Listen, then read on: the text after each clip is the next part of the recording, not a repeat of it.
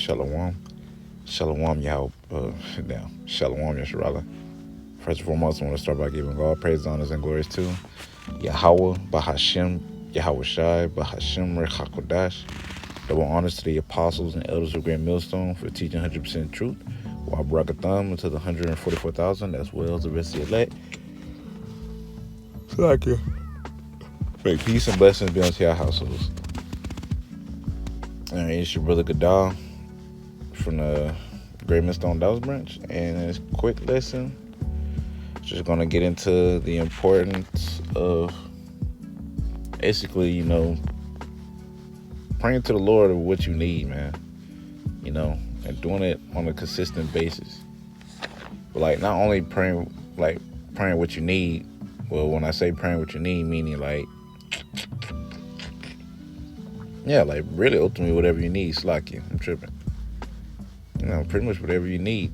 But more so in a spiritual sense, meaning now there is, things you might physical need. Of course, you can always use more money and all that. But ultimately, you should just pray that the Lord give you your daily bread enough to make it through that day.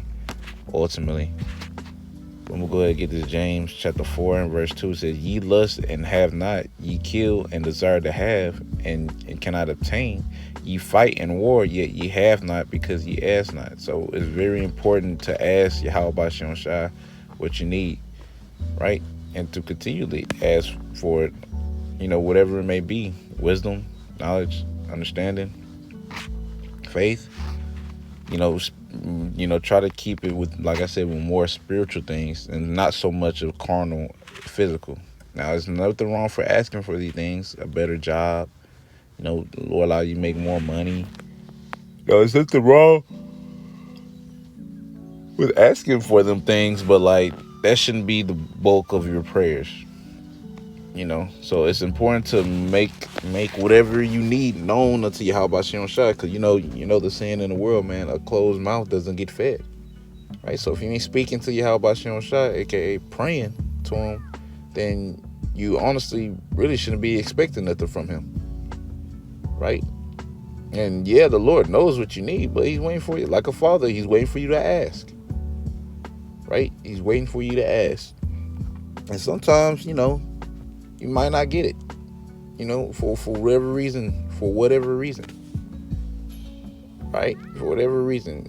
I'm going to get James chapter 4, verse 3. It says, ye ask and receive not because ye ask amiss, that ye may consume it upon your lust. So you're asking for the wrong reasons, whatever, it may be. Sometimes you may not get it because you're asking for the wrong reasons, right?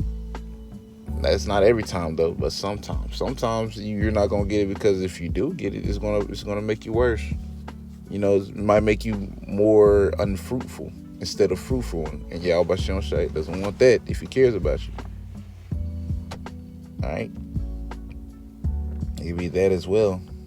Whatever it may be. But yeah. We'll go ahead and get James chapter 1 and verse 5.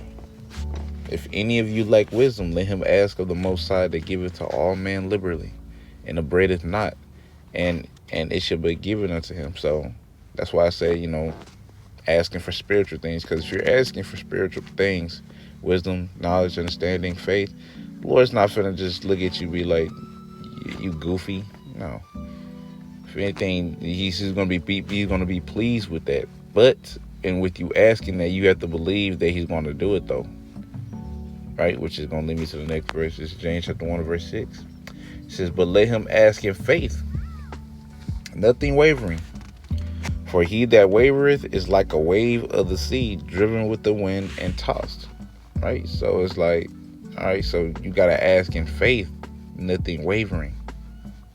So if you're not asking in faith, then believing that the Lord's gonna do it, then it's a waste. And read verse 7, says, for let not that man think that he shall receive anything of the Lord. Right? So in other words, if you're gonna be wavering, you might as well not even pray to begin with. Now you come into your Yahweh Hashem Shai, you gotta come correct. Believing that whatever you ask for, the Lord is gonna listen to you,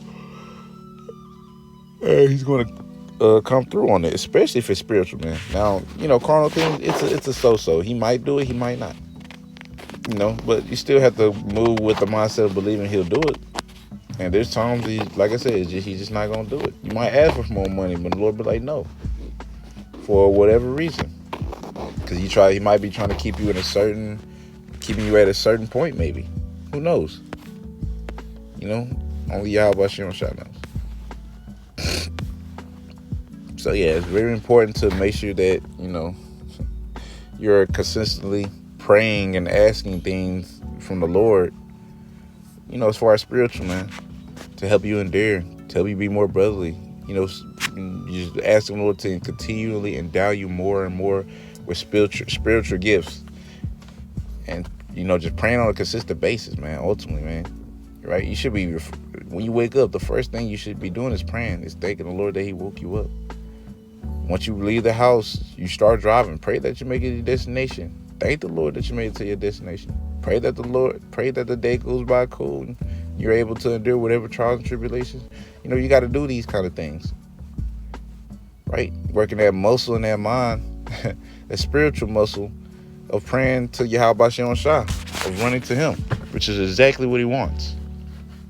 And if you're lacking anything, which there's things we always lacking in, pray for that too, right? Spiritual wise meaning.